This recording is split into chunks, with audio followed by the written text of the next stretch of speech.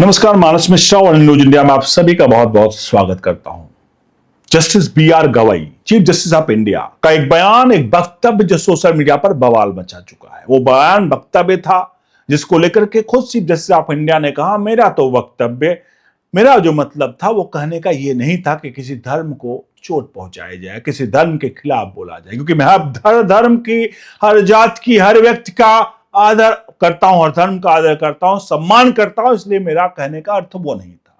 बयान कुछ ऐसा था जहां उन्होंने भगवान को लेकर के एक व्यक्ति को सीधा टिप्पणी किया कि जाके बोल दो अपने भगवान से खुद अपनी मूर्ति को बना ले। लेकिन सबके बीच में कई धर्म गुरुओं को द्वारा, कई हिंदू संगठनों के द्वारा इस पर सवाल खड़े किया। इन सवालों के बीच में अनिरुद्धाचार्य खुद सामने आए। जी हां, धर्मगुरु अनिरुद्धाचार्य, कथावाचक अनिरुद्धाचार्य, जो कि इस पूरे प्रकरण पर अपनी प्रतिक्रिया राय दी है।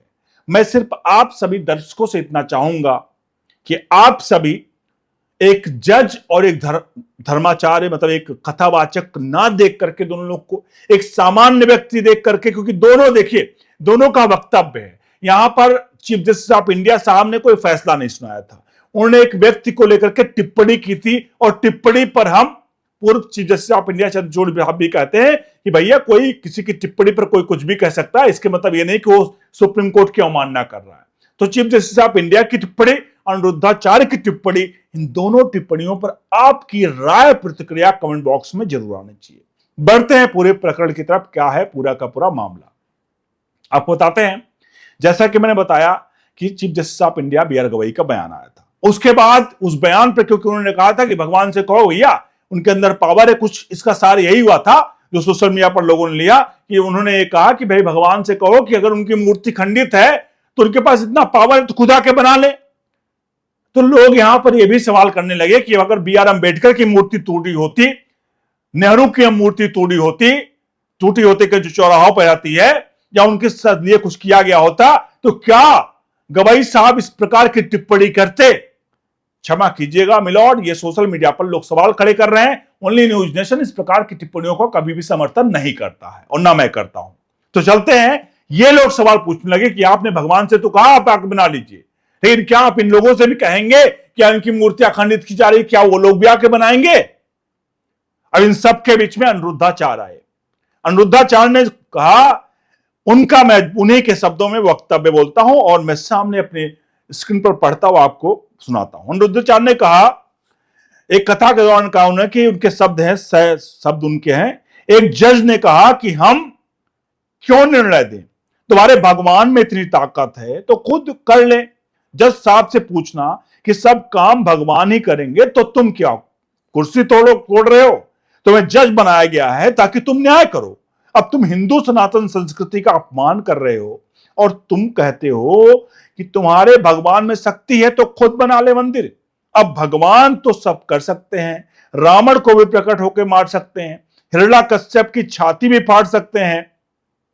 उसके बाद अनिरुद्धाचार्य ने कहा कि भगवान अधर्मियों को खत्म करने के लिए आते हैं, लेकिन भगवान को लगता है कि तुम लोग कुर्सी पर बैठे हो तो तुम लोग ही इसको लेकर के आना पड़ेगा। अब मैं एक काम करता हूं, मैं आपको इस पूरी वीडियो को एक बार शब्द क्या उन्होंने बोला उसको मैं आपको वॉइस उसकी सुना देता हूं आपके। अब मैं आप रुकूंगा और ये पूरा आप उनकी वीडियो को आप सुनिए। तो एक जज ने कहा कि हम क्यों निर्णय दें, तुम्हारे भगवान में इतनी ताकत है, तुम्हारे भगवान खुद कर लें।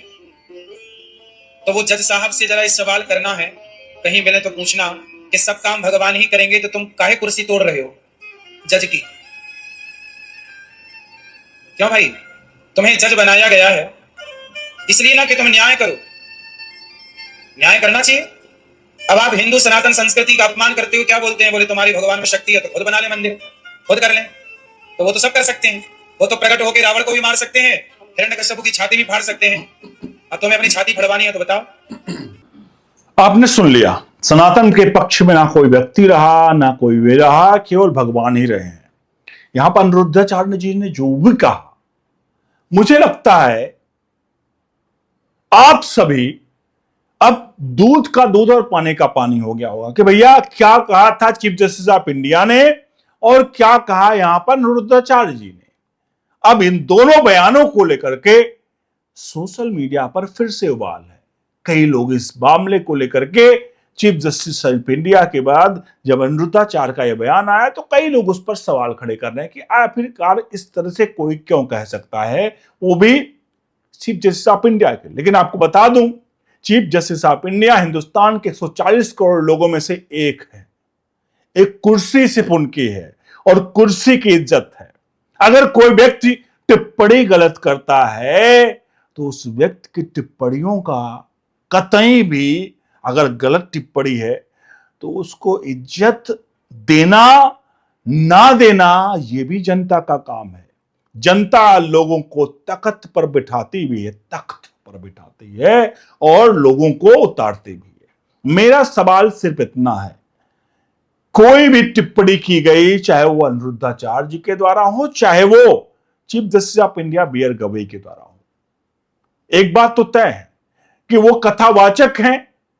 कथावाचक की टिप्पणियों को फॉलो करने वाले लोग लीगली नहीं है, मतलब लीगल फॉलो नहीं करना होता। लेकिन चीफ जस्टिस ऑफ इंडिया एक संवैधानिक पद पर बैठे हुए हैं, एक ऐसे पद पर बैठे हुए हैं जहां उनकी एक एक वक्तव्य, एक एक राय मायने रखती है। ऐसे में अगर वो इस प्रकार की टिप्पणियां दे चुके हैं और इस टिप्पणी को लेकर के वो कहते हैं मेरा मानना ये नहीं था, तो बहुत सारे लोग ये कहेंगे चलिए बात तो यहीं खत्म हो गई, उन्होंने कुछ कह करके उन्होंने छोड़ दिया। लेकिन सवाल यह है कि आखिरकार इस तरह की टिप्पणियां हिंदू धर्म के लिए ही क्यों? सरतंत्र से जुदा के लेकर के नूपुर शर्मा ने कुछ ही क्रिया की प्रतिक्रिया दी तो कोर्ट कहता है कि नूपुर शर्मा के बयान की वजह से पूरे देश में सरतंत्र से जुदा एक्टिव हुआ, इसलिए नूपुर शर्मा का बयान घातक है। एक व्यक्ति का बयान घातक हो जाता है और कोई व्यक्ति कोई कांड कर दे, किसी का सर काट दे, कन्हैया आपको याद है राजस्थान का केस था, तो वहां पर कुछ भी नहीं। सवाल बड़ा, इस सवाल का जवाब दीजिए। और अनिरुद्धाचार्य ने जो कहा, हम ना तो यहां पर chief justice of India B R Gavai का समर्थन करते हैं जो उन्होंने राम मंदिर के लिए कहा, और ना ही हम अनिरुद्धाचार्य जी ने जो कुछ कहा उसको लेकर समर्थन या किसी प्रकार की मुहर लगाते हैं। बस आप सभी दर्शकों से चाहते हैं आप सभी इस पूरे प्रकरण पर अपनी राय प्रतिक्रिया जरूर दीजिएगा, वीडियो को लाइक शेयर जरूर करेगा। मी लॉर्ड और लॉर्ड में बहुत फर्क होता है। लॉर्ड जो है वो प्रभु हैं और मिलॉर्ड जो है वो संवैधानिक पद पर बैठे हुए लोग हैं। अब लॉर्ड और मिलॉर्ड में कितना बड़ा फर्क है।